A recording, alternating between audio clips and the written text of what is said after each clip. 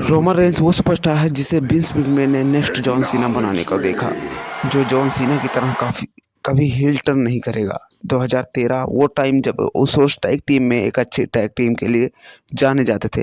Then उस time पर NXT में थे। पॉल हेमन का सीन बिल्कुल डिफरेंट था, वो ब्रॉक लेसनर के साथ थे और सोलो सिकावा एग्जिस्ट भी नहीं करता था डब्ल्यूडब्ल्यूई में।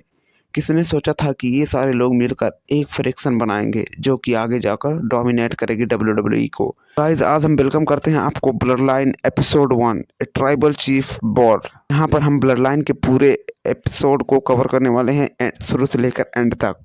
इसका पॉल हेमन के साथ आने से पहले एपिसोड काफ़ी ज़्यादा आने वाला है, तो चैनल को सब्सक्राइब जरूर कर लेना और कोई भी एपिसोड मिस मत करना।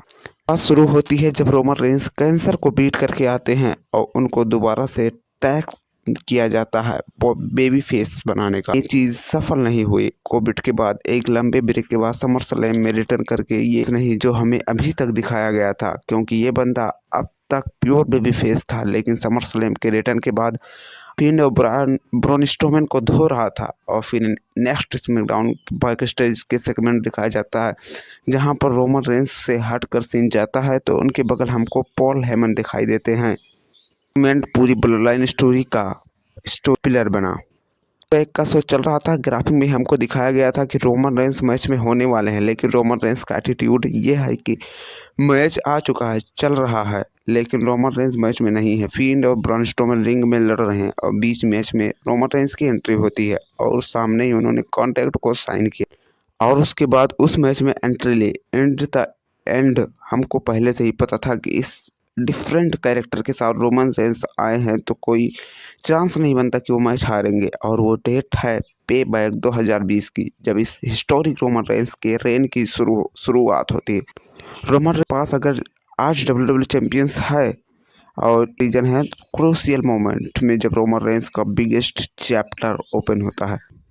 जली एंगल दिखा क्या सीन बनता है। उsos जो हमेशा से ही टैग टीम में काम करते थे, जिमी उसो फिलहाल इंजर्ड थे, तो ऐसे में डब्ल्यूडब्ल्यूई वो चीज़ करती है जो उस पॉइंट पर हमको देखने में लग रही थी कि जी उसो सिंगल्स डिवीज़न में रोमन रेंस जैसे मेन इवेंट वाले स्टेटस पर जाएगा, जहां पर Roman Reigns already Brock Lesnar, Undertaker, John Cena ऐसे सुपरस्टार के साथ कंप्लीट कर चुके हैं। क्या ये सच में बिलीवेबल ओपोनेंट भी है? लेकिन उन्होंने दिखाया जे उसो को एक अपॉर्चुनिटी मिली थी और उसके बाद उन्होंने रिडल को हराया था, कॉर्बिन को हराया था, सेमस को हराया था और बने थे नंबर 1 कंटेंडर और मैच सेटअप हो गया। इतना वो सभी को पता था कि रोमन रेंस जीतने वाले हैं, लेकिन कहीं ना कहीं हमको ये आइडिया लग रहा था कि कुछ तो ऐसी चीज़ हो रही है जो आगे जाकर बहुत बड़ी बनने वाली है। कितनी बड़ी बनने वाली है जिसको हम आज ब्लड लाइन के नाम से जानेंगे।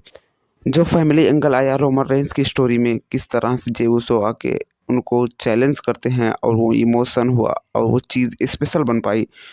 सबको लग रहा था जे उसो बहुत बुरी तरह से डोमिनेट होगा रोमन रेंस के हाथों, लेकिन हमको डिफरेंट एंगल एक और इंट्रोड्यूस होता है जिमी उसो का।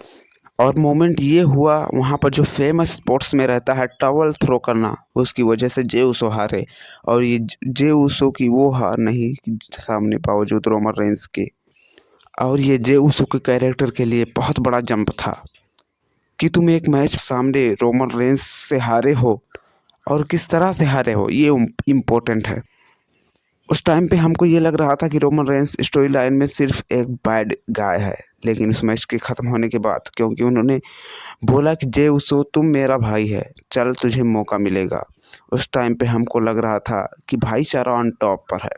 लेकिन ये पॉइंट वो था जब सबको लग रहा था कि रोमन रेंस को सिर्फ अपने आप से फ़र्क पड़ता है, भले ही अपने आप को नाम कुछ भी दे दे, वो कह रहा हो कि मैं सीजर हूँ या फिर मैं इसको लीड करता हूँ, लेकिन उन चीज़ों का कोई मतलब नहीं था। और आज तक रोमन रेंस ने जिस चीज़ को फेमस किया है अपनी स्टोरी में, वो यहाँ से शुरू होती है और वो होता एक्नॉलेज मी, रोमन रेंस को एक्नॉलेज करना।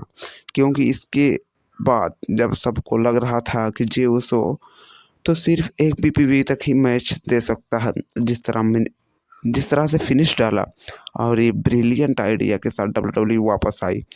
अब ट्राइबल चीफ यहाँ पर था और रोमन रेंस हर किसी को अपने आप को एक्नॉलेज करवाना चाहते थे और एक क्वेट मैच के अंदर रोमन रेंस को डाला। और यहीं से शुरू हुई। अगर आपको इसका पार्ट 2 चाहिए तो इसमें 500 लाइक कर देना, फिर इसके बाद तुरंत इसका पार्ट 2 आ जाएगा।